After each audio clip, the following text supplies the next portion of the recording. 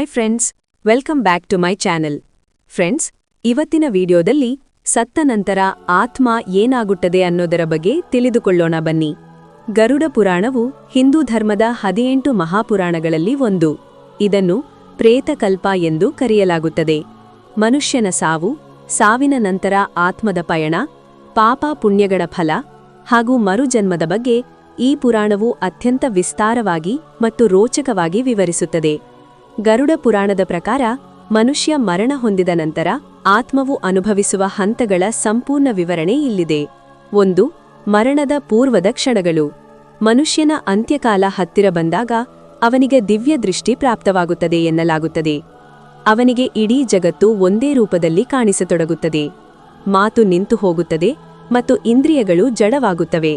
ಈ ಸಮಯದಲ್ಲಿ ಯಮಲೋಕದಿಂದ 2 ಯಮದೂತರು ಆಗಮಿಸುತ್ತಾರೆ. ಅವರು ನೋಡಲು ಅತ್ಯಂತ ಭಯಾನಕವಾಗಿದ್ದು ಕೆಂಪು ಕಣ್ಣುಗಳು ಮತ್ತು ಕೈಯಲ್ಲಿ ಪಾಶವನ್ನು ಹಿಡಿದಿರುತ್ತಾರೆ. ಆತ್ಮವು ದೇಹವನ್ನು ಬಿಟ್ಟ ತಕ್ಷಣ ಈ ದೂತರು ಆತ್ಮವನ್ನು ಕಟ್ಟಿಹಾಕಿ ಯಮಲೋಕದತ್ತ ಕೊಂಡೊಯ್ಯುತ್ತಾರೆ. 2. ಯಮಲೋಕಕ್ಕೆ ಮೊದಲ ಭೇಟಿ. 24 ಗಂಟೆಗಳ ಕಾಲ. ದೇಹದಿಂದ ಹೊರಬಂದ ಆತ್ಮವನ್ನು ಯಮದೂತರು ಕ್ಷಣ ಮಾತ್ರದಲ್ಲಿ ಯಮಪುರಿಗೆ ಕರೆದೊಯ್ಯುತ್ತಾರೆ. ಅಲ್ಲಿ ಚಿತ್ರಗುಪ್ತನು ಆ ಜೀವ ಮಾಡಿರುವ ಪಾಪ ಪುಣ್ಯಗಳ ಲೆಕ್ಕವನ್ನು ಯಮಧರ್ಮನ ಮುಂದೆ ಮಂಡಿಸುತ್ತಾನೆ. ಆ ಸಮಯದಲ್ಲಿ ಯಮಧರ್ಮನು ಆತ್ಮಕ್ಕೆ ತನ್ನ ಜೀವನದ ಕರ್ಮಗಳ ಫಲವನ್ನು ತೋರಿಸುತ್ತಾನೆ. ನಂತರ ಆ ಆತ್ಮಕ್ಕೆ ತನ್ನ ಕುಟುಂಬದವರು ಮಾಡುವ ಅಂತ್ಯಕ್ರಿಯೆ ಮತ್ತು ಪಿಂಡದಾನವನ್ನು ನೋಡಲು ಹಾಗೂ ಸ್ವೀಕರಿಸಲು ಮತ್ತೆ ಭೂಮಿಗೆ ಮರಳಲು 24 ಗಂಟೆಗಳ ಕಾಲ ಕಾಲಾವಕಾಶ ನೀಡಲಾಗುತ್ತದೆ. 3. 13 ದಿನಗಳ ಕಾಲ ಭೂಮಿಯಲ್ಲಿ ಅಲೆದಾಟ. ಸತ್ತ ನಂತರದ 13 ದಿನಗಳ ಕಾಲ ಆತ್ಮವು ತನ್ನ ಮನೆಯ ಸುತ್ತಮುತ್ತಲೇ ಇರುತ್ತದೆ ಎಂದು ಗರುಡ ಪುರಾಣ ಹೇಳುತ್ತದೆ. ಈ ಅವಧಿಯಲ್ಲಿ ಕುಟುಂಬದವರು ನೀಡುವ ಪಿಂಡದಾನವು ಆತ್ಮಕ್ಕೆ ಅತ್ಯಂತ ಮುಖ್ಯವಾಗಿರುತ್ತದೆ. ಮೊದಲ 10 ದಿನಗಳ ಕಾಲ ನೀಡುವ ಪಿಂಡದಿಂದ ಆತ್ಮಕ್ಕೆ ಒಂದು ಯಾತನಾ ಶರೀರ, ಅಂದರೆ ಸೂಕ್ಷ್ಮ ದೇಹ ರಚನೆಯಾಗುತ್ತದೆ. 11 ಮತ್ತು 12ನೇ ದಿನದ ವಿಧಿಗಳಿಂದ ಆತ್ಮಕ್ಕೆ ಶಕ್ತಿ ಬರುತ್ತದೆ. 13ನೇ ದಿನದ ವೈಕುಂಠ ಸಮಾರಾಧನೆ ಅಥವಾ ಶುದ್ಧಿಯ ನಂತರ ಆತ್ಮವು ತನ್ನ ಸುದೀರ್ಘ ಪಯಣವನ್ನು ಪ್ರಾರಂಭಿಸುತ್ತದೆ. 4. ಯಮಲೋಕದತ್ತ ಸುದೀರ್ಘ ಪಯಣ. ಯಮಲೋಕವು ಭೂಮಿಯಿಂದ ಬಹಳ ದೂರದಲ್ಲಿದೆ. ಇದು ಸುಮಾರು 86,000 ಯೋಜನೆಗಳು ಎಂದು ಪುರಾಣ ಹೇಳುತ್ತದೆ. ಈ ಹಾದಿಯನ್ನು ಕ್ರಮಿಸಲು ಆತ್ಮಕ್ಕೆ ಸರಿಯಾಗಿ 1 ವರ್ಷ ಬೇಕಾಗುತ್ತದೆ. ಈ ಪ್ರಯಾಣದಲ್ಲಿ ಒಟ್ಟು 16 ನಗರಗಳನ್ನು ದಾಟಬೇಕಾಗುತ್ತದೆ. ಈ ಹಾದಿಯು ಪಾಪಿಗಳಿಗೆ ಅತ್ಯಂತ ಕಷ್ಟಕರವಾಗಿದ್ದರೆ ಪುಣ್ಯವಂತರಿಗೆ ಸುಲಭವಾಗಿರುತ್ತದೆ. ಆತ್ಮವು ದಾಟಬೇಕಾದ ಕೆಲವು ಪ್ರಮುಖ ನಗರಗಳೆಂದರೆ ಸೌಮ್ಯಪುರ, ಸೌರಿಪುರ, ನಗೇಂದ್ರ ಭವನ, ಗಂಧರ್ವಪುರ ಇತ್ಯಾದಿ. ಪ್ರತಿ ನಗರದಲ್ಲೂ ಆತ್ಮವು ತನ್ನ ಕರ್ಮಗಳ ಫಲವಾಗಿ ಹಸಿವು ಮತ್ತು ಬಾಯರಿಕೆಯಿಂದ ಬಳಲುತ್ತದೆ. ಬದುಕಿದ್ದಾಗ ಮಾಡಿದ ದಾನಧರ್ಮಗಳು ಇಲ್ಲಿ ಆತ್ಮಕ್ಕೆ ನೆರವಾಗುತ್ತದೆ. 5. ಭೀಕರ ವೈತರಣಿ ನದಿ. ಯಮಲೋಕದ ಹಾದಿಯಲ್ಲಿ ಸಿಗುವ ಅತ್ಯಂತ ಭಯಾನಕ ಘಟ್ಟವೆಂದರೆ ವೈತರಣಿ ನದಿ. ಈ ನದಿಯು 100 ಯೋಜನೆಗಳಷ್ಟು ವಿಸ್ತಾರವಾಗಿದ್ದು ಅದರಲ್ಲಿ ನೀರಿಗೆ ಬದಲಾಗಿ ರಕ್ತ, ಕೀವು, ಬೋಳೆ ಮತ್ತು ಮಾಂಸಗಳು ತುಂಬಿರುತ್ತವೆ. ಭಯಾನಕ ಮೊಸಳೆಗಳು ಮತ್ತು ಹದ್ದುಗಳು ಆತ್ಮವನ್ನು ಪೀಡಿಸುತ್ತವೆ. ಯಾರು ಭೂಮಿಯ ಮೇಲೆ ಬದುಕಿದ್ದಾಗ ಗೋದಾನ ಮಾಡಿರುತ್ತಾರೋ ಅವರಿಗೆ ಈ ನದಿಯನ್ನು ದಾಟಲು ಒಂದು ದೋಣಿ ಸಿಗುತ್ತದೆ. ದಾನಧರ್ಮ ಮಾಡದ ಪಾಪಿಗಳು ಈ ನದಿಯೊಳಗೆ ಬಿದ್ದು ನರಳುತ್ತಾ ಈಜುಕೊಂಡು ಹೋಗಬೇಕಾಗುತ್ತದೆ. 6.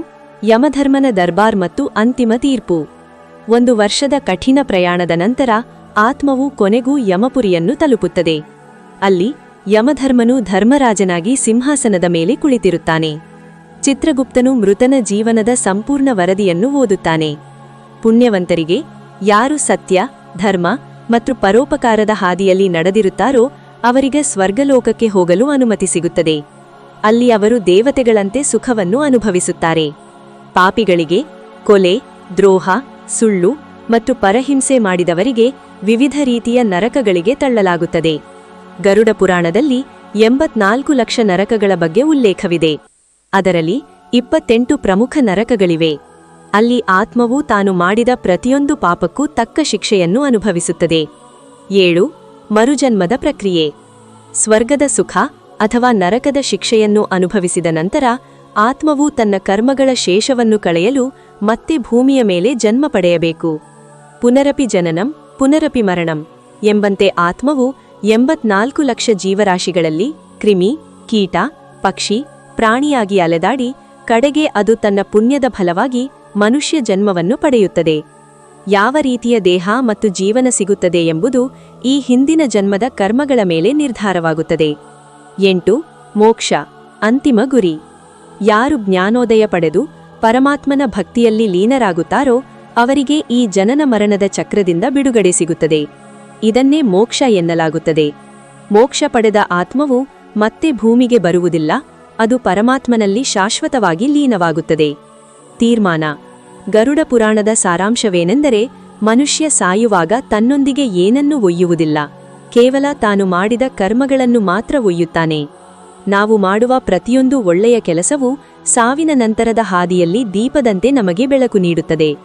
ಆದ್ದರಿಂದ ಬದುಕಿರುವಾಗಲೇ ಸನ್ಮಾರ್ಗದಲ್ಲಿ ನಡೆದು ಇತರರಿಗೆ ಸಹಾಯ ಮಾಡುವುದು ಜೀವನದ ಪರಮ ಗುರಿಯಾಗಬೇಕು. ಗಮನಿಸಿ, ಇದು ಪುರಾಣದ ನಂಬಿಕೆಗಳ ಆಧಾರಿತ ವಿವರಣೆ. ಆಧ್ಯಾತ್ಮಿಕವಾಗಿ ಇದು ಮನುಷ್ಯನನ್ನು ಶಿಸ್ತುಬದ್ಧ ಮತ್ತು ನೈತಿಕ ಜೀವನ ನಡೆಸಲು ಪ್ರೇರೇಪಿಸುತ್ತದೆ.